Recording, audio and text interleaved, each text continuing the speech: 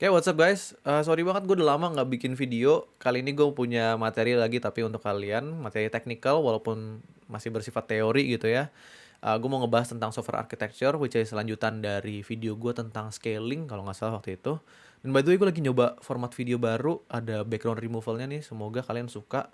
Silahkan kasih tahu gue di comment section ini gue pakai remove background atau enggak supaya nggak terlalu distracting kalian dari kontennya karena muka gue mungkin terlalu mempesona. Bercanda ya. Gue mau bahas tentang software architecture, tapi gue mau ngebahas tentang yang gue experience aja gitu. Gue belum pernah kerja di company yang arsitekturnya masif gitu. Biasanya small to medium size software aja. Jadi palingan itu yang gue mau sharing. Kalau di antara kalian ada yang mungkin udah pernah kerja di arsitektur software yang lebih gede, ya boleh banget sharing di comment section supaya kita juga bisa ikutan belajar kayak gitu. Langsung aja masuk mungkin ke pembahasannya. Di sini mulai dari sini kali ya, mulai dari sisi kliennya. Biasanya itu kita kan nge-serve sebuah web atau mobile apps dan di sini infranya itu biasanya nggak terlalu gimana-gimana karena dari sisi user itu biasanya nggak terlalu berat gitu. Tergantung sih app yang lo mau bikin. Kalau misalkan web app-nya kayak apa namanya ticketing gitu, tiket.com dan lo harus melakukan apa namanya kayak semacam nge-implement kayak queue gitu kalau misalnya udah keramaian traffic usernya, nah itu mungkin lebih ribet gitu. Tapi pada umumnya apps yang gue bikin itu nggak terlalu heavy di front end-nya gitu. Jadi ya udah kalau web app atau khususnya web app ya, kalau mobile app kan di HP doang ya, nggak perlu ngeakses server. Nah kalau web app itu biasanya ya udah pakai apa namanya deployment yang simple-simple aja gitu, hosting yang simple-simple aja. Kayak nggak ribet-ribet, makanya di sini gue gambarnya ya udah satu kotak gini aja gitu. Nah di sini gue mau lebih fokus ke arsitektur di belakangnya kali ya. Oke, khususnya mungkin start dari REST API-nya. Di sini gue biasanya menggunakan REST gitu. Dan gue juga sebenarnya nggak terlalu sering mengulik serverless. Jadi di sini gue menggunakan apa namanya API yang biasa aja kayak gitu, yang apa namanya instance-nya jalan terus, bukan bersifat serverless. Nah, ketika gue ngedeploy sebuah API itu biasanya gue deploy ke sebuah Kubernetes cluster gitu. Kalau misalkan masih versi staging atau emang aplikasi kecil banget, palingan VPS doang juga udah cukup. Tapi alasan kenapa gue lebih seneng pakai Kubernetes cluster itu karena dia itu bisa ngebantu banget untuk auto scaling gitu. Khususnya banyak cloud provider yang udah ngebantu ini juga gitu. Kenapa sih harus auto scaling? Misalkan gini, lu punya e-commerce dan sekarang bulan November nih mendekati 11-11 gitu kan. Lu udah tahu traffic lu itu akan masif banget di tanggal 11 November. Nah, otomatis lo harus ngedeploy lebih banyak server-server kecil untuk ngebagi trafficnya gitu. Supaya apa? Supaya nggak nge-crash gitu. Satu server over capacity, terus langsung ngedown semua apps lo, kan nggak enak gitu. Nah, dengan menggunakan Kubernetes cluster, banyak juga cloud provider yang udah mempermudah configuration-nya. Ini gue bisa ngedeploy banyak pods. Dan gue bisa nambah lagi ketika misalkan servernya itu udah mulai rame kayak gitu. Dan nanti kalau servernya udah mulai kecil, udah mulai sepi juga bakal dikurangin pods-nya supaya kita nggak makan terlalu banyak resource. Itu adalah salah satu alasan kenapa gue suka menggunakan Kubernetes cluster. Nah, untuk database sendiri, di sini gue juga belum pernah pakai atau ngulik project yang menggunakan sharding ya, atau database yang di scale secara horizontal gitu, multiple database dipisah-pisah gitu, gue belum pernah. Gue bisanya ya rada monolith aja gitu. Nah, biasanya itu gue juga menggunakan Postgres. Nah, si REST API ini itu biasanya itu juga jarang gue langsung connect langsung ke database-nya. Gitu. Biasanya itu via connection pooler gitu. Atau kalau Postgres itu namanya PG Bouncer kalau kalian pernah dengar. Gunanya PG Bouncer ini adalah, jadi gini, kalau misalkan Postgres khususnya ya, Postgres itu buka tutup koneksinya itu cukup lambat guys. Jadi ketika misalnya kita mau nge-query gitu, apalagi multiple, nge-select, nge-insert, update, delete, apapun itu, kita kan harus bikin connection ya dari API kita ke database. Nah, tiap kali kita harus buka tutup connection ke database itu, nah itu bikin lambat sehingga latency kita mungkin jadi agak agak tinggi gitu. Walaupun query-nya aman-aman aja kayak gitu. Nah, dengan adanya connection pooler, dia ini akan maintain sebuah connection ke database. Nanti buka tutup koneksinya dari API itu ke connection poolernya, which takes time, nggak sebesar kalau dari API langsung ke database-nya. Jadi di connection pooler ini dia akan keep connection ke database-nya si API kita itu nanti request ke connection pooler itu nanti akan pilih salah satu koneksi yang sedang terestablish dengan database, baru dia akan melakukan query yang kita butuhkan. Kurang lebih kayak gitu gambarannya. Mungkin nanti di lain waktu gue bisa detailin nanti cara kerjanya seperti apa, kayak gitu. Nah, di database ini sendiri itu gue pasti memiliki backup ya. Jadi ada master database dan ada backupnya gitu. Nah, backupnya ini sendiri periode waktunya itu beda-beda tergantung seberapa kritikal data kalian dan seberapa banyak uang kalian gitu. Karena nge-backup database itu cukup mahal, banyak apa namanya, banyak ngambil space gitu. Ada yang per jam, ada yang per hari, ada yang per minggu, tergantung, bener-bener tergantung. Jadi nggak ada patokannya, tergantung seberapa kritikal dan seberapa banyak modal yang kalian miliki. Tapi intinya selalu memiliki backup database kayak gitu. Selain backup database, kita juga gue juga biasanya punya slave database gitu atau read only database. Di mana secara sinkronus itu dari master database ke read only database ini nge-copy data gitu ya. Jadi cloningan. Nah, gunanya apa sih? Gunanya adalah nanti si REST API ini itu nggak akan selalu nge-query-nya langsung ke master database gitu. Kita bisa pisahin tanggung jawabnya. Misalkan master database ini hanya untuk insert data. Ketika nge-read data, misalkan kalau mau ngedapetin list of product, nah ini kita connect-nya ke read only database gitu. Dan ini bisa dilakukan oleh connection pooler juga kalau nggak salah. Jadi dia bisa bersifat sebagai load balancer juga. Nah, kenapa sih kita pisahin responsibility-nya? Karena ya untuk bagi tugas aja gitu. Sama kayak misalkan traffic yang masuk ke REST API kita via Kubernetes cluster, kita bisa nyala-nyalain pods gitu kan, sama ngurang-ngurangin tergantung seberapa banyak trafficnya. Nah, connection pool ini atau menggunakan dua database kayak gini, itu juga sama. Kalau misalkan kita fokusin ke satu sini, ke master database, terus nanti ini koneksinya misalkan nggak ada, terus nanti master database-nya over capacity, terus misalkan down gitu kan, meleduk. Nah ya udah nggak ada sumber data lagi kita, kayak gitu. Dimana kalau misalkan masih ada connection ke slave database-nya minimal kita masih bisa nge-select atau ngebaca data. Kurang lebih seperti itu. Nah, sekarang gue juga mau bahas tentang untuk storage-nya, kayak media file, image, video, kayak buat thumbnail atau kalian bikin gambar produk, foto kayak di Instagram gitu. Itu kita nggak simpennya di database ya guys. Itu walaupun ada beberapa dan bisa banget kita support, kita taruh file dalam bentuk tipe data blob gitu ya di database. Tapi biasanya itu kita pakai storage, pakai sebuah storage bucket. Misalkan pakai AWS S3 atau Google Cloud Storage, kayak gitu.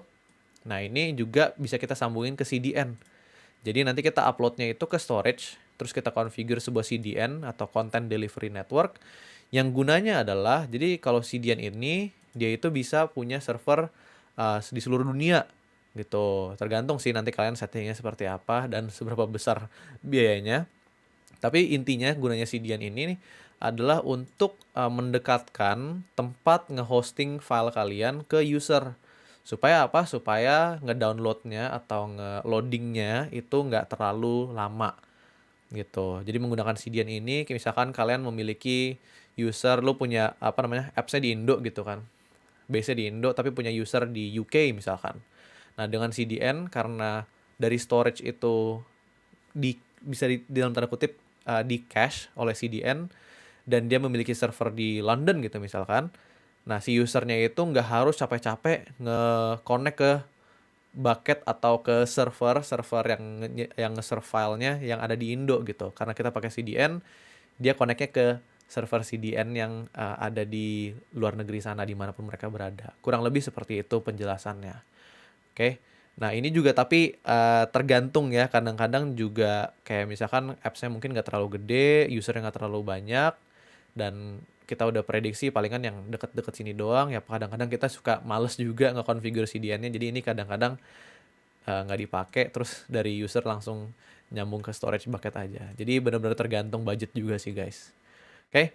Nah, abis itu biasanya gue juga punya ini nih, feature flag. Ini salah satu yang underrated. Feature flag ini pada dasarnya toggle gitu untuk mati nyalain fitur. Misalkan kalian punya apps kayak apa ya? Kayak e-commerce Shopee gitu kan. Mereka kan ada fitur COD gitu. Nah, daripada tiap kali misalkan Nama juga regulasi kan kadang-kadang suka berubah-berubah ya guys. Kadang-kadang kita kan bikin apps itu kena regulasi nih. Misalkan, oh ternyata COD itu bikin bikin masalah karena udah sempet viral kan beberapa kali. Oh harus diregulasi, harus di take down dulu fiturnya. Nah daripada kita harus nge-rebuild lagi apps kita ngirim apa namanya sebuah patch baru, API-nya kita rebuild lagi. Nah itu kan repot banget ya. Nah ini kita bisa pakai fitur flag dengan satu tombol, basically itu langsung matiin fiturnya di web atau di app-nya user itu nggak kelihatan, di REST API atau di backend service kita juga nanti akan secara otomatis mati, nggak bisa kepake. Kayak gitu. Atau mungkin kalian sering ngeliat kayak di Instagram gitu, loh kok gue punya fitur yang teman gue punya fitur yang gue nggak ada gitu kan. Pasti kalian pernah ngerasain karena Instagram sering banget melakukan itu. Nah itu bisa juga ulah dari si feature flag ini. Feature flag itu juga bisa ngesetting supaya hanya beberapa user yang bisa mendapatkan fitur-fitur tertentu kayak gitu. Gunanya apa? Gunanya itu untuk testing juga gitu. Apakah user itu seneng sama fiturnya, apakah tidak gitu. Nanti kalau misalkan udah yakin dulu, oh feedbacknya itu positif, baru nanti di roll out untuk 100% user. Kurang lebih seperti itu kegunaannya feature flag. By the way, komen ya kalau misalnya kalian mau gue bikinin video tentang feature flag, karena gue jarang ngelihat ada orang yang ngebahas tentang feature flag, padahal cukup penting gitu. Oke, anyways lanjut sekarang ke untuk development-nya. Kita juga biasanya memiliki runner, namanya runner itu basically sebuah kayak virtual machine gitu, sebuah server yang memiliki beberapa kegunaan gitu. Kalau yang biasanya gue pakai adalah untuk mainly untuk CI/CD, untuk integration and delivery atau deployment. Gitu. Jadi misalkan gini, kita kan punya tim engineering ya, atau punya tim developer gitu ya.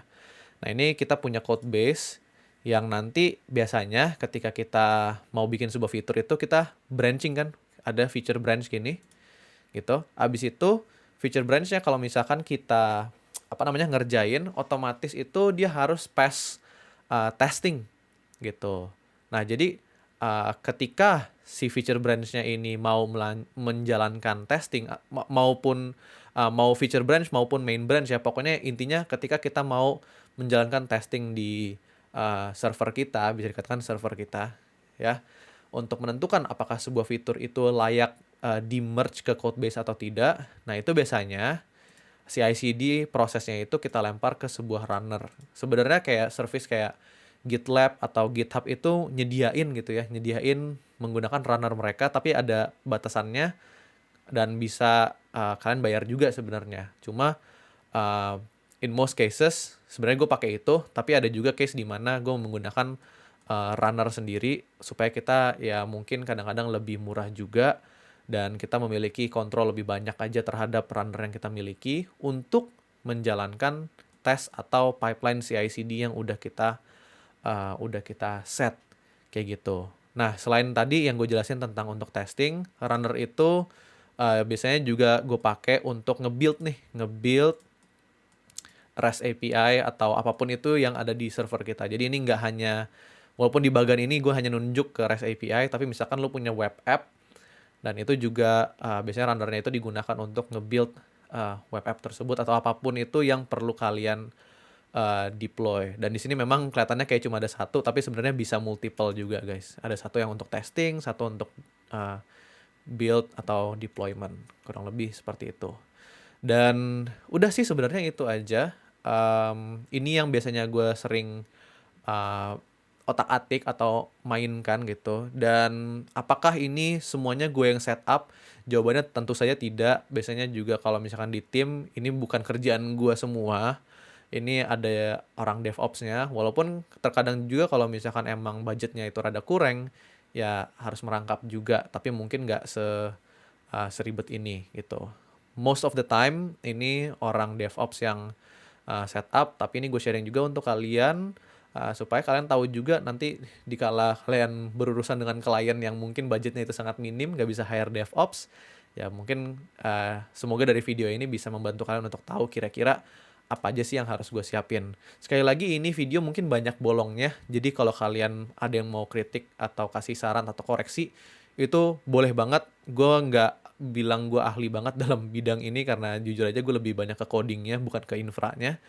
Tapi semoga ini juga informasi yang udah cukup untuk kalian untuk jadi insight lebih aja untuk kalian membantu pengetahuan sedikit lah walaupun kita lebih ke engineering, kalian tahu juga infra di belakangnya itu yang nge-support code atau apps kita itu seperti apa. Alright, paling itu aja guys.